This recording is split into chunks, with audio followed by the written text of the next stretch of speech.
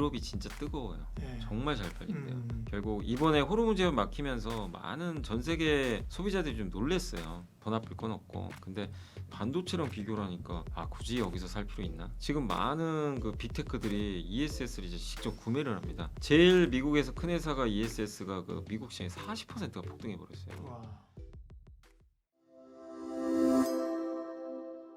예민수의 경제토크 에르스증권 염승환 이사님, 염블리 염승환 이사님 오셨는데요. 2차 전지 얘기하겠습니다. 2차 전지가 좀 살아난 것 같다가 그죠? 살아난 것 같다가 또 좀 침체됐고 네. LG엔솔이 대규모 수주 받아서 살아난 것 같은데 또 그저 그렇고 네. 그죠? 누가 이러더라고요. 사실은 이제 결국은 캐즘을 당장은 아니지만 캐즘을 벗어나는 구간이 내년 후년 온다고 하면 지금 2차 전지 괜찮다. 그러면서 미국에 있는 2차 전지 ETF라는 뭐 리튬이든가 알려주는데 상당히 그 네. 일리가 있는 거죠. 맞아요. 지금 이럴 때 그죠? 예, 그런 얘기 저는 공감이 네. 갖고 이제 그 종목을 체크를 해놨는데 네. 지금은 어쨌든 당장은 ESS인 거죠. 그죠. 먼저 볼게. 그러니까 전기차가 당장 되면 좋은데 네. 근데 사실 아시겠지만 전기차가 유럽이 진짜 뜨거워요. 네. 정말 잘 팔린대요. 테슬라 전기차 판매도 급증했고 유럽에서 유럽에서 되게 잘 나가요. 뭐 중국 전기차 말할 것도 없고. 근데 아시겠지만 우리의 핵심 지역은 미국이죠. 그렇죠. 미국이 안 돼요. 예. 미국이 안 되니까 우리 입장에서는 좀 안타까운 거죠. 그렇죠. 중국이 그러니까 뭐냐면 유럽에서 우리가 점유율이 높고 잘 나가면 지금 수혜를 좀 받을 텐데 유럽이 잘 되는데 거의 중국이 가져가고 있대요. 그렇죠. 그러니까 이거를 반영을 못 하니까 좀 안타깝다. 그래서 좀 그 부분은 좀 어쩔 수 없지만 근데 말씀하신 대로 미국이라고 전기차가 영원히 안 팔릴 건 아니거든요. 결국엔 전기차에 대한 보조금도 나중에 지급이 될 거고 결국 이번에 호르무즈 제한 막히면서 많은 전 세계 소비자들이 좀 놀랬어요. 휘발유 값에 대한 또 공포가 매번 느끼고 우리나라도 요즘에 지금 이제 이 외산 자동차 중에 제일 많이 팔리는 게 테슬라 모델 Y. 이게 BMW 벤츠랑 이제 비교도 안 된대요. 할인해서? 할인했잖아요. 지금. 이제 보조금도 주고 네, 하니까 보조금. 그래서 지금 한 달에 10,000대 이상씩 나간대요. 엄청 잘 팔려요. 음. 그러니까 근데 그 이유가 뭐 할인도 있겠지만 그게 컸어요. 기왕 바꿀 거 이제 전기차 가자. 나 이 유가 때문에 스트레스 받는다. 그렇죠. 이런 분들 많거든요. 근데 상품성이 좋잖아요. 또 테슬라는. 그러니까 이제 인프라도 좀 깔려 있고. 근데 이제 미국만 이게 아니다 보니까 안 팔리다 보니까 아직은 좀 전기차 쪽 캐즘은 맞지만 그거죠. 더 나쁠 건 없고. 근데 최근에 이제 급등하다 급락한 이유는 그런 부분은 근데 결국엔 미국 안 팔리는데 우리가 밸류를 높게 줄 수 있나? 전기차? 요게 하나가 있고 두 번째 이것도 수급 이슈죠. 기왕에 할 거면 이제 2차 전지가 그렇다고 싸진 않죠. 최근에 올랐잖아요. 올랐었기 때문에 좀 어느 정도 비싸졌는데 반도체랑 비교를 하니까 아니 삼성전자 하이닉스는 PER 6배인데 삼성 했을 때 LG엔솔 PER 딱 대입하니까 막 30배 40배 나오니까 이거 뭐지? 그럼 차라리 여기가 주가가 안 갔으면 사볼 만한데 삼성 했을 때 주가 15만 원에서 60만 원 갔어요. 4배 5배 오르니까 굳이 여기서 살 필요 있나? 이런 심리. 한 템포 쉬자. 네, 진짜. 근데 삼성 닉스 훨씬 좋아. 그렇죠. 가자. 네. 이렇게 좀 됐던 것 같아요. 그러니까 이거는 펀더멘털과 무관하게 좀 약간 수급 이슈가 있었고 그리고 또 2차 전지는 코스닥도 많잖아요. 예, 그렇죠. 이제 거기에 또 많다 보니까 이것도 똑같죠. 레버리지 ETF를 좀 사기 위한 하나의 또 매도 이런 것들이 좀 겹쳐서 근데 사실 이거는 2차 전지만 그런 게 아니라 변압기도 요새 안 좋아요. 그러게요. 네. 뭐 조선주 안 좋고 방산 다 안 좋아요. 맞아요. 네. 그러니까 한마디로 2차 전지뿐만 아니라 좀 공통되게 결국 너무 삼전 닉스에 쏠린 부분들이 결국 좀 발목을 잡았다. 이렇게 좀 보시면 될 것 같습니다. 근데 이제 결국은 숫자가 모멘텀이 될 거거든요. 네. 말씀하신 것처럼 삼성전자, 하이닉스 그렇게 올랐는데 PER이 더 낮아진다. 네. 그 얘기는 숫자가 된다는 거잖아요. 결국 그러면 2차 전지들도 숫자로 확인해야 되는데 네. 숫자로 확인할 수 있는 게 ESS 쪽이 먼저 확인이 되는 거죠. 네, 맞습니다. 1분기는 안 좋았는데 2분기에서 ESS 쪽에서 성과가 난다. 뭐 이런 게 좀 기대할 수 있는 네, 맞습니다. 배경인가요? 예. 그러니까 이제 1분기 지난 4분기하고 1분기까지는 좀 실적이 바닥을 다지는 구간이고 이게 보고서를 보면 공통적으로 최악은 지났다. 그리고 리튬 값이 되게 중요해요. 그렇죠. 리튬 값이 오르면 전반적으로 가격이 올라가니까 그래서 리튬 값이 최근에 좀 올랐다 주춤하지만 리튬도 지금 공급이 부족하다 그러더라고요. 예, 그래서 리튬 값이 옛날처럼 이렇게 급락할 가능성이 낮기 때문에 그런 면에서 실적의 하방은 이제 되게 단단해졌고 전기차는 기대하기 어려워도 지금 ESS 시장이 뜨고 있고 지금 많은 그 빅테크들이 ESS를 이제 직접 구매를 합니다. 제일 미국에서 큰 회사가 ESS가 그 플루언스 에너지가 주가가 오늘 저희가 촬영하는 시간에 그 미국 시장에 40%가 폭등해 버렸어요. 와.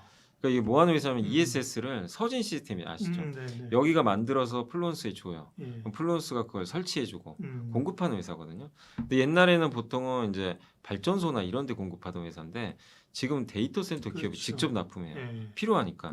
그래서 이번에 지멘스가 하는 사업에 그 이번에 플루언스가 들어간다고 하는데 그 지멘스 뒤에 엔비디아가 또 있는 거예요. 엔비디아 플랫폼 안에 들어가나 봐요. ESS가 결국 데이터 센터 심장부에 ESS가 들어오기 시작하는 거야. 이제는 우리가 예상만 했던 게 현실화 되는 거죠.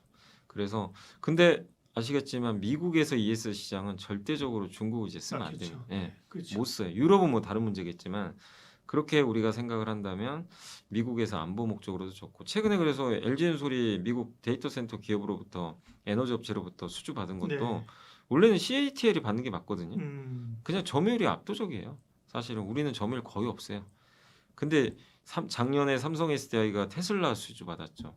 SK 이노베이션도 작년에 플랫 아이언이란 미국 기업이 있어요. 재생 에너지 발전소 거기 수주 받았죠.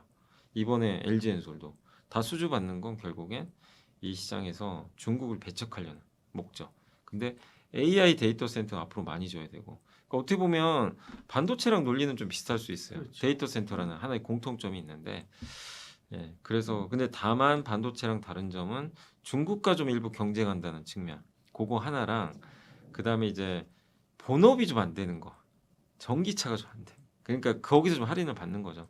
그런 정도는 있지만 그래도 없었던 시장이 이제 열려버린 거잖아요. 그래서 저는 ESS는 시장이 열리는 건 이제 본격화됩니다. 구조적이에요. 내년 내후년까지. 그걸 본다면 배터리 주들에 대한 시각을 좀 바꿔야 된다. 이렇게 좀 생각을 합니다. 지난번에 이제 트럼프와 시진핑이 만나면서 사실 2차 전지 뭐 좀 열어주는 맞아요, 거 아니야, 맞아요. 그죠? 뭐 이거 딜하면서 그죠? 예. 그런 것 때문에 괜히 우려도 있었는데 네. 사실 아무 얘기 아무 얘기 없었잖아요, 없었어요. 그죠? 솔직히 얘기하고 근데 사실은 뭐 이 어떤 고부가 가치의 삼원계 자동차 배터리도 아니고 ESS는 뭐 LFP가 그죠? LFP. 경쟁력 있잖아요, 그죠? 예. 가격 경쟁력 있고 우리도 LFP 하니까 네. 그죠? 솔직히 경쟁력 있는데 미국이 중국을 안 막아주면 어려운데 중국이 막아주니까 사실 우리가 트럼프 욕하는 사람 많은데 고마워해야 되죠. 고마워하는 건 예, 맞아요. 예, 맞습니다. 그러게요. 그래서 이제 ESS 아까 얘기한 그 EV 쪽이 그러면 이건 단기적으로 네. 그렇죠. EV 쪽도 사실은 이제 캐즘을 돌아 나오는 거잖아요, 그죠? 그런 어떤 본업이 될 수 있는 ESS 플러스 전기차도 팔리기 시작하네. 이럴 수 있는 그런 시기는 그러면 대략 뭐 어느 정도쯤 생각하면 될까요? 저는 내년부터는 그래도 미국도 예. 좀 괜찮아지지 않겠냐. 왜냐하면 지금 계속 저가 전기차, 그러니까 사실 전기차의 좀 단점이 라인업이 좀 부족했어요. 그렇죠. 근데 최근에 이제 중국이 그걸 깨버렸고 저가 예. 라인업. 우리나라에서는 기아가 라인업이 다 갖추고 있어요. 음. 저가부터 고가까지. 그리고 테슬라도 지금 모델 3까지는 있지만 모델 2도 언제든지 나올 수도 있고 거기다 또 핵심이 저는 되게 테슬라가 전기차에서 제일 중요하다고 생각하는데 완전 자율주행 있죠. FSD. 이게 지금 미국만 되잖아요, 거의. 예. 근데 우리나라에서도 모델 X 일부 모델만 음. 업데이트 해줬죠. 근데 결국 핵심은 모델 Y나 모델 3에 넣어줘야 되거든요. 근데 미국은 넣어주는데 다른 나라 안 넣어줘요. 그 규제가 풀리는 거. 유럽도 지금 뭐 승인해준다 이런 얘기 있고 중국도. 결국 올해가 아니더라도 전 내년에는 전 세계적으로 이게 중저가 테슬라 모델에도 업데이트를 해주지 않겠냐. 그러면 이걸 직접 타보신 분들이 다 공통적으로 하는 얘기가 그렇죠. 완전 넘사벽이래요. 네. 수요가 그럼 예. 그럼 기본적으로 이거는 테슬라 사야 되잖아요. 음. 그리고 전기차 기반이에요. 자율주행 원래 자체가. 그렇죠. 그러면 이게 확산되기 시작하거든요. 전기차 사자. 그리고 현대차의 전기차도 만약에 그런 게 탑재된다면 확산이 되겠죠. 그래서 제일 중요한 게 그 테슬라의 완전 자율주행이 진짜로 확산될 수 있는지. 요게 올해보다 내년이 훨씬 더 확산될 가능성이 높거든요. 이미 시작을 했잖아요. 그래서 그런 걸 보여주면 이제 사람들의 선택은 그냥 전기차로 갈 수밖에 없어요.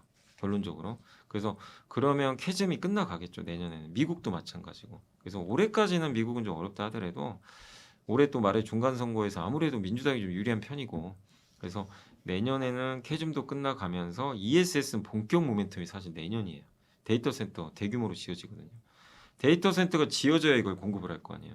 그래서 25년부터 지으면 2년 걸리니까 그래서 내년엔 ESS 불을 뿜고 이제 전기차 캐즘이 좀 끝나가면서 뭔가 이제 우리가 좀 실망했죠. 지난 3년간 참 힘들었던 이 배터리 섹터에서도 뭔가 좀 구조적인 걸 좀 우리가 한번 볼 수 있지 않을까 이렇게 생각을 하고 있습니다.